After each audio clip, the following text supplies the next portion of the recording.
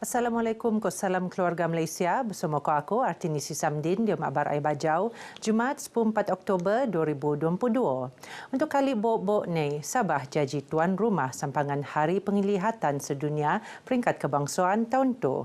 Sampangan penurun tak kompleks Taman Cahaya, Batu Sepudur Sandakan, engkau aktiviti antaranya ceramah, basking, saringan kesihatan, pameran kraf tangan, engkau demo tata cara pembelajaran Braille.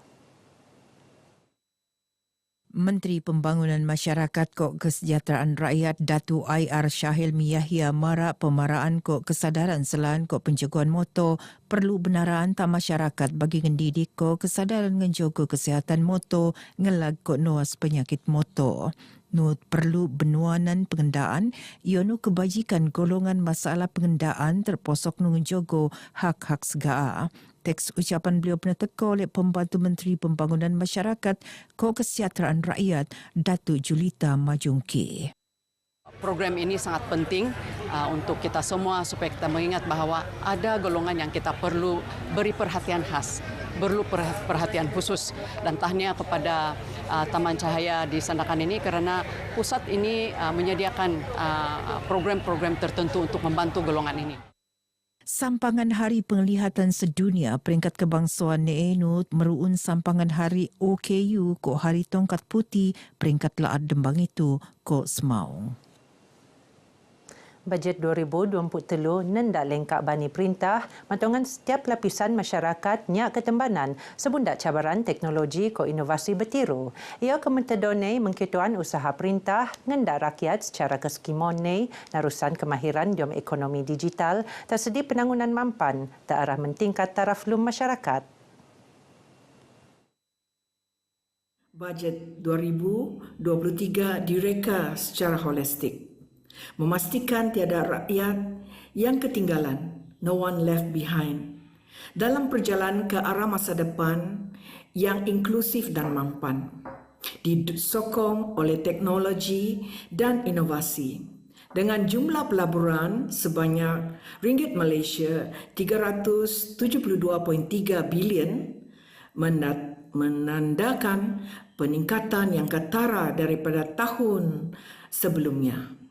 Kita mengalu-alukan pelaburan kerajaan untuk memacu pendigitalan atau digitalisation bagi sektor awam dan swasta. Bajet 2023 nendak mesra pendenduan kerana ekomuan manfaat taban pendenduan diom dangi-dangi aspek terposok ekonomi kebajikan ko kesihatan. Antara lain wanita yang kembali bekerja dikecualikan cukai, iaitu bermula pada tahun 2023 sehingga 2028. Ini adalah satu bajet yang mesra kepada wanita dan kita mengharapkan supaya bajet ini banyaklah membantu wanita. Antara isi rumah yang berpendapatan bulanan kurang daripada 2,500 dan menanggung 5 orang anak atau lebih yang mana layak menerima bantuan sebanyak 2,500, tambahan 500 kepada ibu tunggal bagi bantuan tersebut, dan ini adalah vital baik.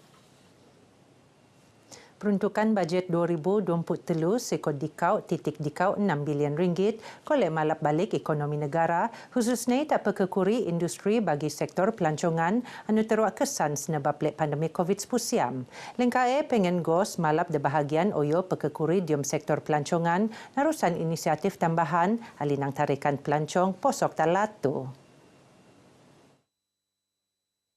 That was recently announced. We think that the amount is quite substantial and then can support lah because of the impact of the pandemic.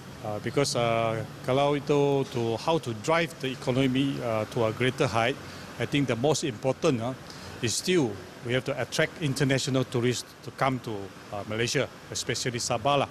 So we are facing the problem is it's a lot of tourism industry player because of the pandemic. Dia sudah, get out of the business lah. Dia pergi line field sudah. Sekarang we want to hire back them, ada susah.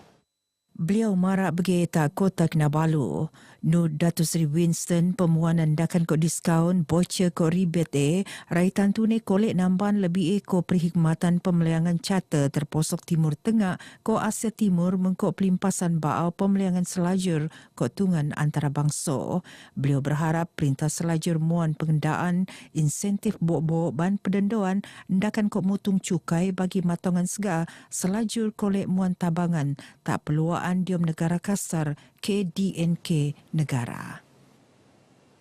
Sementara penjawat awam persediaan induk lat nambut alap belanjawan 2023 mengkebiak RM2,500 tabangan khas kesinan terkumpul anu akan muan manfaat di kau 3 juta penjawat awam engkau 2 juta pesara perintah skimun negara.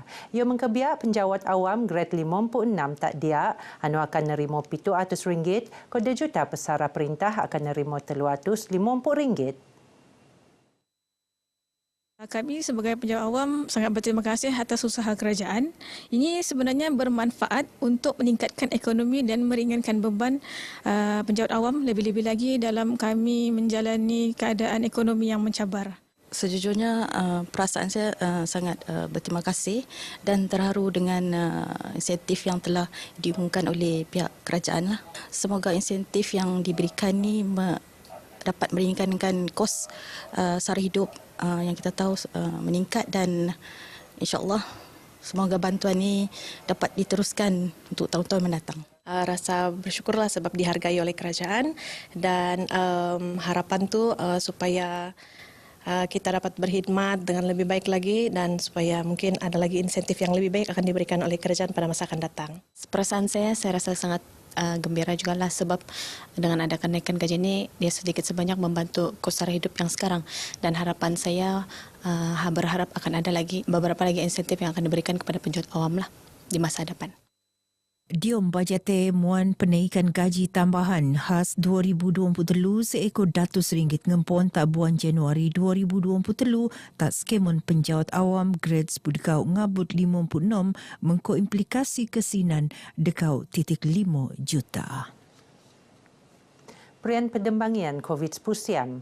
Kadar jangkitan bau dilau datus 24 kes. Narusan 2046 sampel ujian, engkau kadar positif 6.06%.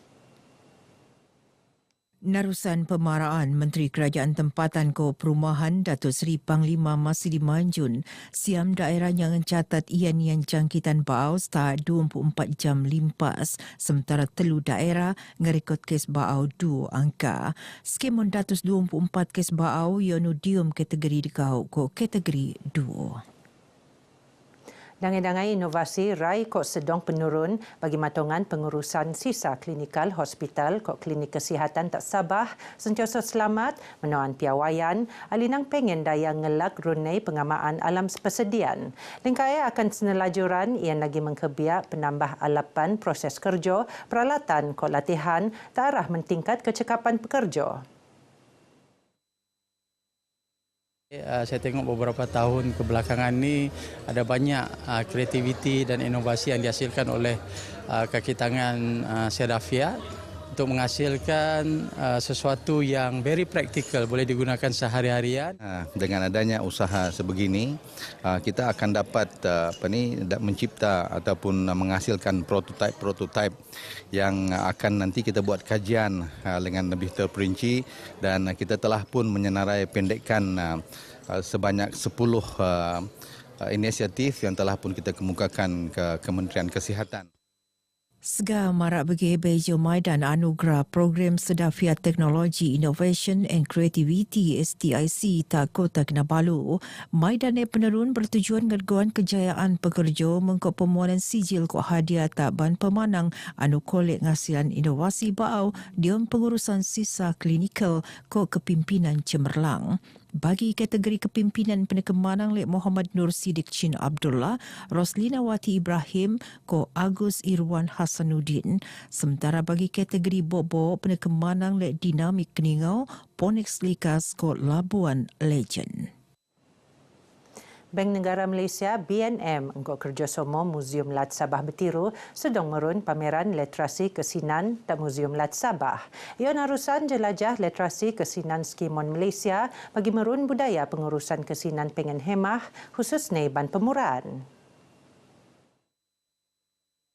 Dapat meningkatkan kesedaran tentang bagaimana nak uruskan keuangan dan kepentingan. Kenapa pentingnya nak uruskan keuangan secara berhemah. It sounds very intimidating kan, but most important thing apa yang kita lakukan dalam pameran ni, kita menampilkan konsep yang begitu mudah untuk difahami dengan menampilkan karikatur-karikatur Datuk Lat.